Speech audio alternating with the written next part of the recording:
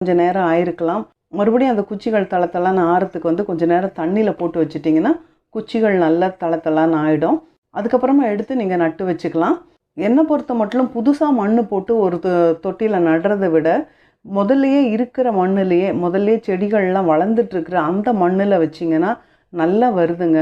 நல்லா, ஏன்னா அந்த மண் வந்து கீழே கொஞ்சம் நல்லா இறுகி இருக்கும்.